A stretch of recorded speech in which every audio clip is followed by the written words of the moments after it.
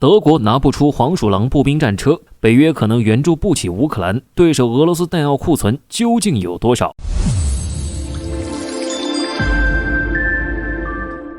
在去年7月份，就有不少的消息传出，俄乌战争会在冬季结束。毕竟俄罗斯在冬季作战的经验优势是要大于乌克兰的。但是这都新的一年了，战争还没结束，反而愈演愈烈。俄罗斯已经被拖入这个泥潭中，无法抽身。按理来说，乌克兰以一己之力对抗俄罗斯是不现实的，所以俄罗斯面对的不仅是乌克兰这一个国家，而是整个北约和美国的联合攻击，可谓是一群人打一个人。尽管西方人嘲讽俄罗斯战斗力不行，但还没有对俄罗斯造成多大危险。反观北约和美国，有言传出，北约的武器弹药库存已经不足了。在上个月，美法德一致决定对乌克兰援助布拉德利装甲战车、法国的 AMX-102C 轻型坦克，还有40辆德国的黄鼠狼步兵战车等一系列武器。这可把泽连斯基高兴坏了，但是转头就被德媒体报道，德国总理舒尔茨正在全国范围内寻找黄鼠狼步兵战车。德国联邦医院议员亨宁奥特说道，德国还没有做好供应此类装备的准备，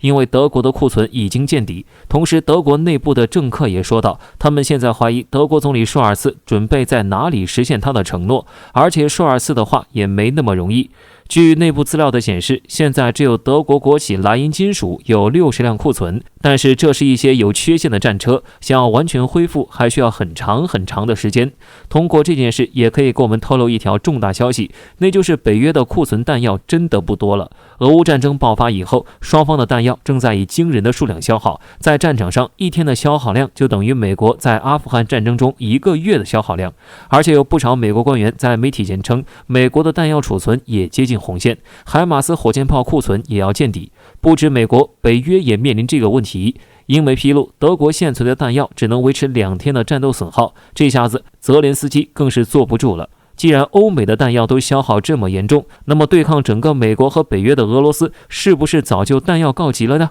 显然这是不可能的。要知道，俄罗斯作为苏联的最大继承者，继承的装备也是不计其数。而且俄罗斯在战场上用的多数都是苏式装备，在冷战时期制造的弹药更是数不清。就单拿坦克来说，目前封存起来的坦克就接近2万辆。俄罗斯军方也准备开启投放至俄乌战场中。相比援助乌克兰的装备来说，苏式装备虽然较为落后，但是成本低廉，价格便宜，加上俄罗斯开足马力生产，还是可以大批量出货的。截至目前为止，俄罗斯的弹药使用量是乌克兰的40倍之久，由此可以看出，俄罗斯弹药告急根本就是不可能的。在这种情况下，欧美国家可能要重新考虑对乌克兰的武器援助了。本身自己库存就不足，自己用的同时还要援助乌克兰，显然这不是长久之计。相较于依赖欧美国家的乌克兰来说，俄罗斯则不需要担心武器供给不足的情况。就算俄罗斯几经遭受各种制裁，但是俄罗斯依旧有大量的库存弹药可以用于战场中。